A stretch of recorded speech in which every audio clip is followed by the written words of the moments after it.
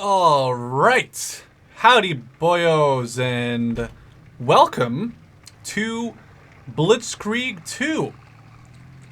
This is one of those games that I played when I was 12, and one of those gems I started playing. This is like, I have to do this for a second. Hang on. I I think I've told a story before, like how my grandparents, may they rest in peace, um, would sometimes take care of me and my sister, when we were younger, and my parents would go out for a weekend or something, or go out for a night. And one weekend, it was near my birthday, and my grandparents were like, oh, you know what? Here's like $15 or whatever, and we'll go to the local toy store, and you can buy whatever. And then like my sister bought like a Barbie something doll, and I bought a game. It looked cool. It had like a German on the front. It looked pretty damn cool, honestly. It was called Blitzkrieg 1. Or just Blitzkrieg, I guess. Blitzkrieg United Offensive. And that game got me to play the expansions, like Blitzkrieg United Offensive, Burning Horizon. There's like 2 or 3 more I played, which I own, by the way, and you might see in the future. But this game probably was one of my favorite games as a kid. I mean, I'm talking about 12, 13, 14 years old, and I would play the hell out of this game. And one day I switched to my new computer, the one I owned before this one, and basically I couldn't play anymore. So I couldn't play this game for such a long time, which made me really sad because it's like one of my favorite games. And now they have it on Steam. And I was like, holy shit, that's awesome. The Blitzkrieg 2 Anthology, which has like Blitzkrieg 2 and 2 the DLCs, which aren't, or the expansion packs, which aren't that amazing, I think, but that's not really important. It's about Blitzkrieg 2, and Blitzkrieg 2 is absolutely fucking amazing. Now, there is a game called Blitzkrieg 3. However, I advise you to veer clear. Stay clear, veer clear, don't buy it, don't support it. I understand that game companies nowadays need to make money too, but there's no reason to take a franchise like Blitzkrieg and make it into Blitzkrieg 3. And I don't want to delve too deep into it, but Blitzkrieg 3 is like a free-to-play mobile phone game, and this game is like an actual, some sort of semi-simulator game to a degree. It kind of combines Men of War and Company Heroes, where there's like ammo and fuel, I think, and like your track can get damaged or your turret can get damaged, but it also works with hit points. So it's like a combination of Company Heroes and Men of War. Let me take a sip of my soup, by the way. Really good mustard soup. Actually, really nice. Anyway, I had an idea for this, and my idea is there's 3 campaigns. There's 3 campaigns, an American, a German, and a Russian one. Now, what I want to do is I want to play one of these campaigns in the very near future. I'm going to finish War Game Red Dragon first, and then we'll get into this game, and I want to like play it through and do all the missions, all the campaigns, etc., etc. But for now, I figured it'd make the most sense to do the American one, because in the American one, you fight the Japanese and you fight the Germans, which I think is like the most interesting part, because a lot of games like don't really talk about the Pacific, and this game actually talks about the Pacific to a very large degree, so it's interesting in my opinion. And then when I finish War Game Red Dragon, I'll do like an episode 2 to probably like 35 or whatever on this. And after that, if there's enough like people that are still excited for this game, we'll do maybe the German and or the Russian or whatever. We'll come up with something. But I figured for now I'd do the American campaign. Actually kind of cool because one person made, I'll link this in the description, one person actually made the first mission from each of these campaigns in Men of War. If you can remember, I did like a Philippines defense mission a very long time ago, like half a month ago, or half a year ago, maybe like 4 or 5 months ago. That was the first mission of the American campaign. So without further ado, let's jump in, watch the cutscenes. I'll take some more of my soup, and I'll meet you again after the introduction video. For 2 years, Europe has been engulfed by the flames of war. Only the Soviet Union and Great Britain continue to hold out against the Germans and their Axis partners. The US government has decided to lend support in the form of armaments and other supplies only. This assistance is first offered to the UK, and then also to the USSR. But intense isolationist opinions in America have prevented the United States from becoming more directly involved in Europe's war. On December 7th, 1941, everything changes. The Japanese attack on Pearl Harbor, the US Navy's main base in the Pacific, officially brings America into the war. The world's sleeping giant has been awakened.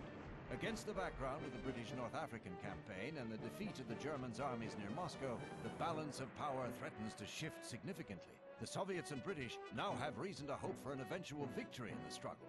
But victory is still a long way off. The Japanese attack on the United States forces an American retreat in the Philippines, extending the reach of the Empire of the Rising Sun. Alright, so for some reason, the audio in that video was super low. And I had to turn my audio way up to even hear it myself. But we're doing that mission right now, and our job is pretty simple: to defend the beach. Defending the beach and holding off for as long as possible until the Japanese invasion hopefully is over. We have access to some cheaper, well, some cheaper tanks. We have Stuarts. This is like the early stages of the war, so don't expect like Pershings or anything. We're going to move these guys out of the way because I know what's going to happen here. So we're going to move these guys away because I'm not going to be stupid. Move. There's a. I'll get into the more details of this game when it's a little bit less aggressive, maybe in the video. The basic way this works is this is obviously like a different mission, but the way this works is you usually start missions off with a certain number of troops. This can be infantry, this can be tanks, this can be whatever, and you can call in reinforcements over here, and they can come in from these points on the map. There's only one of those points on this map because it's like a easier battle for to learn the game. But normally there's only like 1 or 2 of those on the map, and then the battle usually is to control as many of those or all of those, because that means the enemy can no longer call in reinforcements. Now the Japanese, sorry, not the Russians. The Japanese are landing troops, and our objectives are right here to defend the beach. And I just did a secret objective, which I knew was there, which is finding a lot of heavy weaponry over here. So we're going to put these guys on those weapons.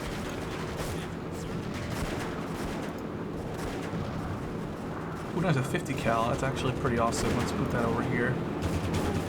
And then put the mortar back here. And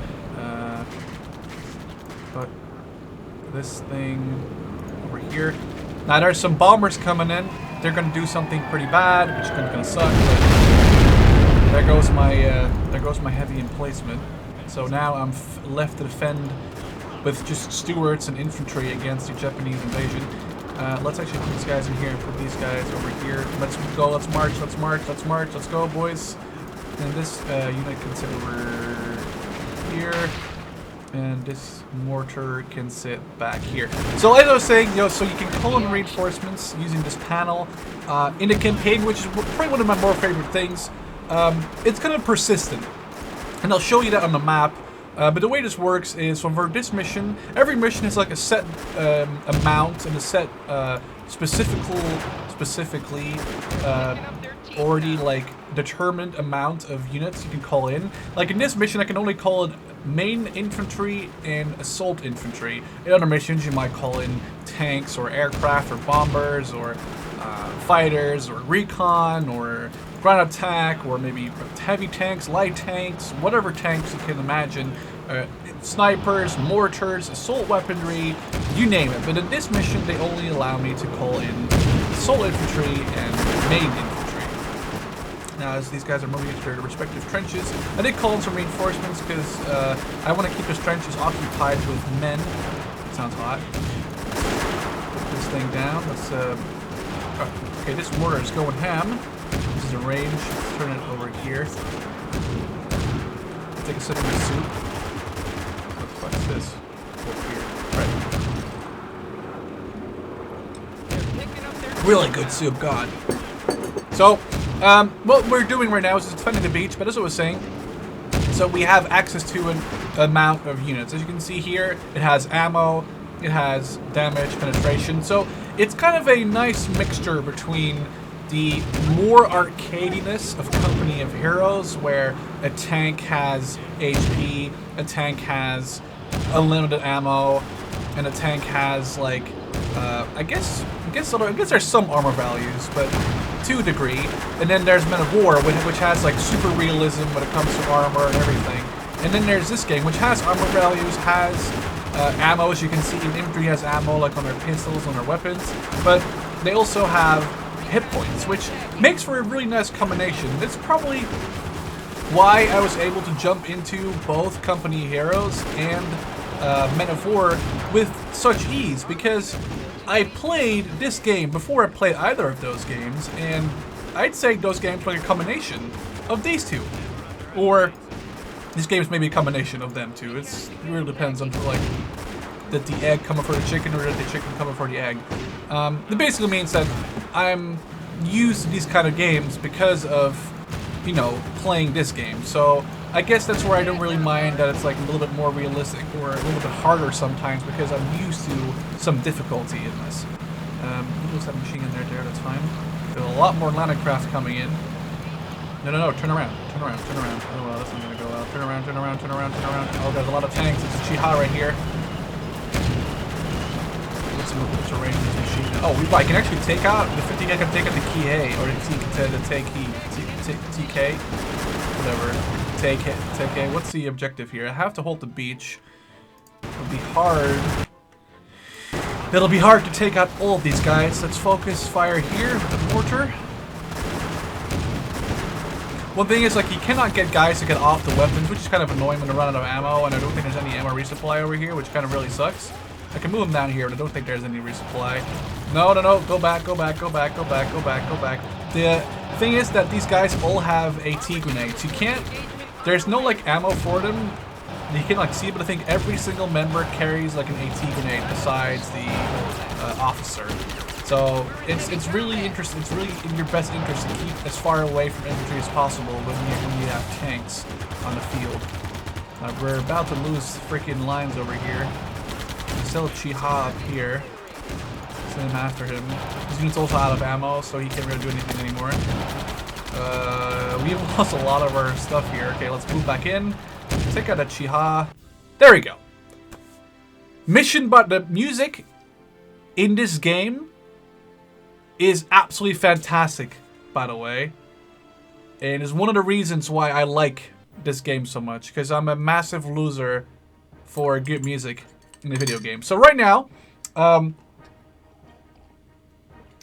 show you the idea. This is all information. If you want to read this, you can pause the video. I'm not going to read through it. It's just some information about the actual like real life event and the general who is like RCO. And this is very interesting, but I'll get back to this in a second. So this is the campaign map for this specific operation. We've just done this mission, and because we completed it, we got upgrades for our units. But I know this is going to be really... Okay, where do I start? Okay, first of all, there is this. This is the main mission. Every campaign screen has a main mission, has a bigger mission.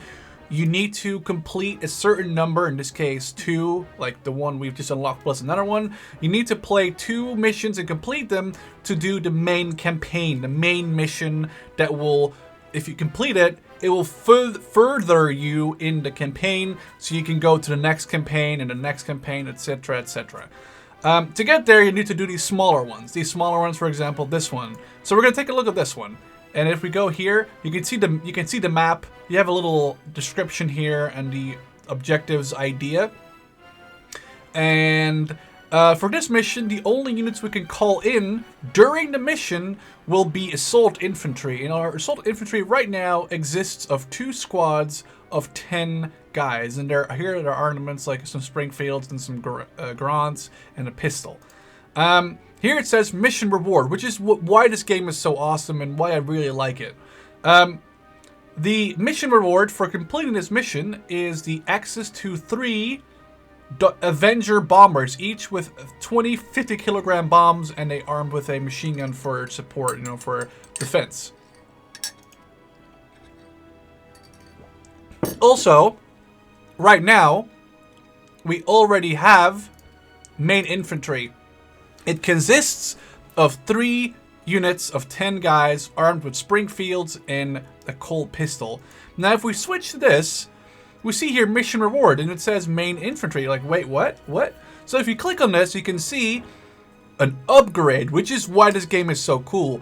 The upgrade to this changes us from a 1941 to a 1943 squad armed with Garands and Springfields, which isn't such a big upgrade. It just gives you some more, I guess, quicker firing weapons in your squads, but you also get access to a 50 cal machine gun.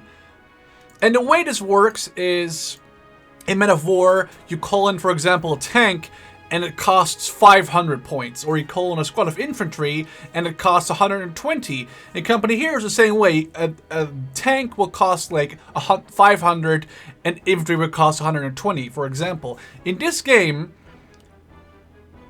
a reinforcement point is just 1 point. Whether you call in bombing runs, tanks, fighters, snipers, artillery, tanks, whatever you call in will only cost you 1 point. So, calling in 4 infantry times 4 will cost you the same amount as calling in like 4 bombing runs, or 4 fighter patrols, or 4 tanks, or whatever. So that's a very important thing to realize. And so the good thing about this game, you can upgrade. Now, if you complete this mission, all the upgrades that you didn't get will be automatically given to you for the next campaign. So let's say I don't play this mission, and I play this mission, and then after playing this mission and completing it, I'm going to play this mission and finish the campaign. I will still receive the bombers, the upgrades. I will receive the fighter upgrades from 2 P-40s to 2 Wildcats, but you won't be able to use them until you complete this mission then. So if I don't play this mission, but I play these 2, in this mission, in like the big mission for the campaign, I won't be able to use bombers because I haven't unlocked them at all, and I won't have my upgraded main infantry. I won't have my 50 cal. I'll just have the regular 3 guys with Springfields, or the 3 squads with Springfields. And another thing is, what you have to realize, over here for this mission, I have reinforcements available are 6. I can call reinforcements in this mission 6 times. In this mission, I can call reinforcements in 4 times. In this mission, 5 times. So that's 5 plus 6 is 11, plus 4 is 15. Now you're like, but why does that matter? Well, if I click on this mission, you'll see that I have 26 reserves for this mission. If I use all 4 here, all 6 here, and all 5 here, I won't have 26 here. I'll have 26 minus 15, only 11 reinforcements in the main mission, which you really want to try and keep as high as possible. You want to not waste reinforcements in those smaller missions to try and save them for the missions you play, for the bigger mission in that campaign. Sorry, I was taking a sip of my soup. So, that is like a very grander strategy-esque idea of like, am I going to really need to call in 3 infantry assault squads in this mission? Because that will mean I will have 3 less reinforcement options in the main campaign. But that's the explanation. One more thing before we get into the next mission and also the last mission, because I want to kind of keep this like an introduction, like a teaser for stuff to come after Red Dragon. And that is the commander screen, which is another really cool thing about this. Now, you saw that I got experience, maybe you didn't see it, but you get experience as a officer. It gets us over here. Here we go.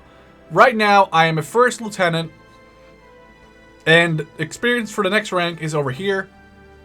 And it shows like my kills and casualties over the entire campaign, and it just basically shows you, how I've been doing. What's important here is that when you rank up, like when you get to like a new rank, you gain 2 commanders. to give to a certain branch, and each branch is like a reinforcement. So light tanks, medium tanks, heavy tanks, assault infantry, main infantry, elite infantry, artillery, SPGs, spiders, bombers, ground attack aircraft, recon, you name it. There's a lot more than just these. So every time you gain a rank, you get to give each of these branches, like you get to give a branch a commander, a promotion, a guy who like heads that branch. When you do that, they gain abilities. For example, the main infantry, their ability at rank 1 is to throw a grenade. Yeah, it's weird, but it's to throw a grenade.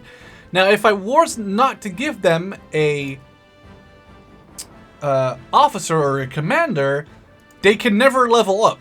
So they can never dig trenches. They can never bundle their grenades. Or for assault infantry, they can never use a blasting charge, or they can never demine an area. For light tanks, very insane, they can never use fire on the move, which actually allows them to move and fire, or even go rapid fire, which means they can fire a lot more shells at the same, like in the same time frame. For fighter planes, very important one, autopilot, which allows them to fly during snow, sandstorms, rainstorms, because the weather might change in a mission, and depending on the weather, there might or may not or may be air support. So if you don't have a commander on the fighters, and it's gonna rain, and then they cannot fly out. Whereas if your enemy has that rank and has the ability to, you know, launch planes in the rain or the snow or the whatever, you're going to be bombed to impunity because you were stupid enough not to get this guy a commander. So the main thing is I don't really like using infantry. I try, especially in these earlier missions, they're kind of useful, but other than that, it's mainly tanks. So we're going to give tanks a commander, and his name will be...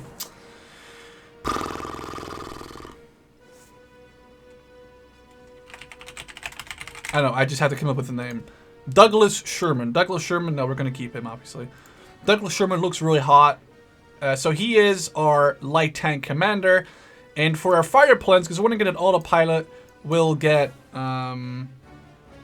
James, Ace, there we go. I just came up with a weird-ass name. So, another cool thing, I guess, in this is that I would like to get, like, some suggestions when I play again. You know, give me some army branch, like, give me some commander names. It'd be funny to, like, have some interesting commander names that I'll just, like, randomly pick from the comment section. Well, however, let's jump back. And I guess I've done enough explaining, so let's jump back and then jump into another mission. I'm going to take a look at these missions really quickly. I don't want to play this one. Definitely don't want to play this one, so let's go ahead and play this one, which is probably the easiest one, but it's just to show you the game and kind of get you excited or hyped or just interested for the game, and then we can go from there.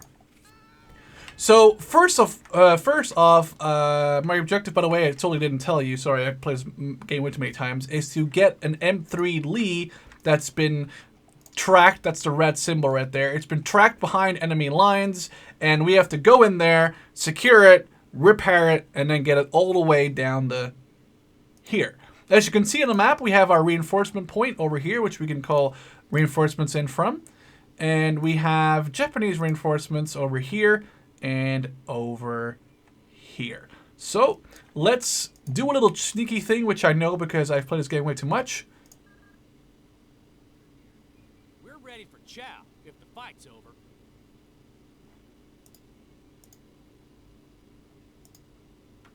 Hang on. I played this game too much. It's fine. A friendly chat. If you send a soldier, a squad of infantry up to the officer, he'll give you some infantry, but these guys are glitched. And he'll give you some... Can we get these guys out of here? I don't think they're stuck on the thing. That's the word. Well, we don't need those. But we also get 2 steward tanks, which is actually very useful. So what we're going to do, first of all, is we're going to send... Oh god, it's a fucking lightning. We're going to send these guys up the hill. And we're going to send these 2 with this and this squad down the road, because that's where we're going to have to go first. We're going to have to capture the strategic point so we can capture the zone here and get ourselves ready for combat. Send these 2 up on the hill towards these weird-ass buildings. Infantry spotted. We just killed a tank. We are being fired upon. Oh no, we didn't kill that tank yet. We killed another tank. I like the bouncing sounds in this game.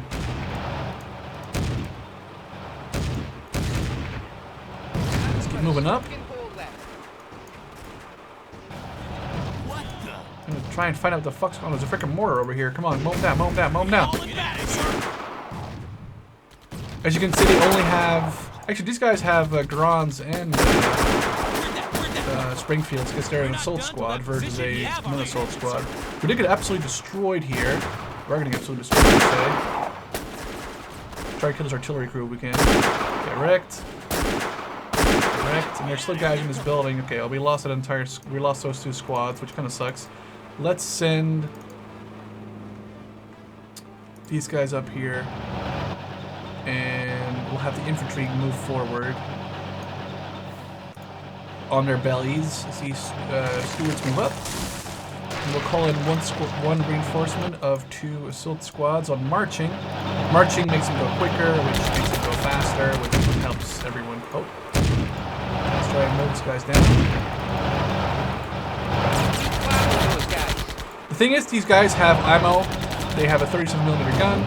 They automatically switch between AP and HE. You can see them throwing AT grenades, but I should be able to deal with those in a pretty quick way. Run these guys down, get fucking obliterated. Target obliterated. He even said it. Nice. Let's these guys close. Sorry, I fucking adore the music in this game. Armored unit reports engagement underway. Should we load these guys down? There we go. We're gonna flank around with these guys moving up. We're gonna put these guys in this building down here. Move a squad down of infantry. As we move forward, they have 2 very big AT. Well, I say very big. They have 2 AT guns up on the ridge. Let's try to make sure that we have a friendly AT gun covering us. So we open fire. There we go. 1 down. Very loud sometimes for some reason. I never really knew why that was a thing in this game, but. Alright, let's... Okay, we've lost the track of one of our stewards, which kind of sucks, honestly. But we have captured... Did we not get in here? Okay, so we captured our key point, and we captured the point. Let's send our steward forward. Let's keep this guy over here to protect. And... No! Please come here, I need to be repaired, damn it! Fucking hell, okay. We'll send these guys over here, because what we're going to do, we're not going to move here, we're going to move south over this island, down here in this little stretch of road and get over here. Kind of cheat to do the little way into the mission, but nobody's telling me I can't do it, so... like I said, here's the engineer truck. The engineer truck has supplies, you can see, available supplies 1,000, and like that's, all this stuff kind of like puts it into a more Men of War-esque fashion. So they're going to hopefully repair at some point in the future. That'd be great if you could start repairing. And there we go, they're repairing. And it's repaired, so let's move you down to here. As the allies are also repairing the steward. Thank you. See, the tankers are just going down in there, so these guys can now get up. And one of these guys can get out. Can we smoke Get in them the if we got 'em? mortars. We're not done till that position is clear. And then we'll have these guys crawl on their bellies. Have the mortars move up. And have the Lee move here. Together with the Stewart. As we're being charged. So let's run the fuck away because we're being charged by baddies. Sorry, engineer truck, you have to run. Assuming you're gonna run, or maybe you're not, and then you're gonna die. That's not my fault. Run away! The Stewart will hold. We'll actually make him dig in, which is a thing we can do. We'll see here in a second, he's gonna get like a little sandbag thing. Not sure if it really does anything, but I've never really not done it, so, you know, why not keep doing it? And then we're gonna move these... Wait, did I just get... Did all my friends just get massacred? Like, can I not go down there?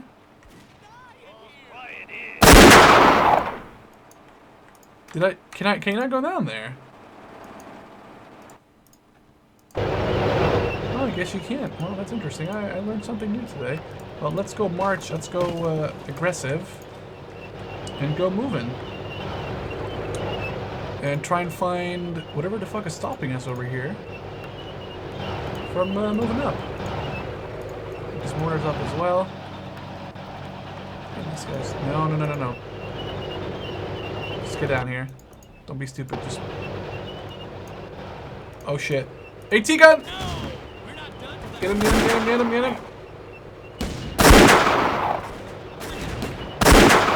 the action? These guys look fucking heavy as fuck, but they're just trying to put down a mortar. Mortar's on the way. Let's keep these guys moving. There's a freaking tank right here. Let's blast it to smithereens. There's a sniper over here too.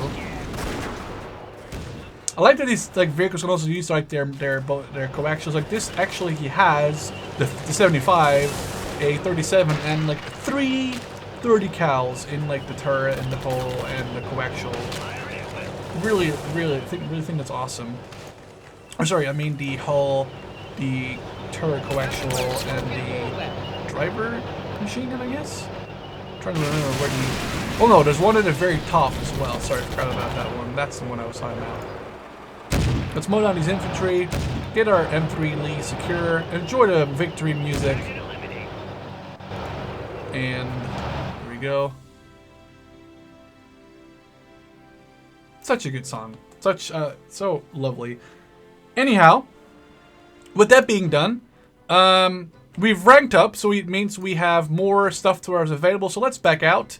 Go here, go automatically brought here, and we're going to not give these guys names because I'd like to see what you guys come up with. I want to give one to the bomber pilot because I want to make sure bombers can be used during bad weather, and they also get like upgrades for, you know, hitting better with more precision, and they can live for longer. And I might give one to the infantry, but I'm not really sure about that. But as I said, hope you guys enjoyed. Don't forget to stay awesome, and I'd love to see you in the next episode. Cheers!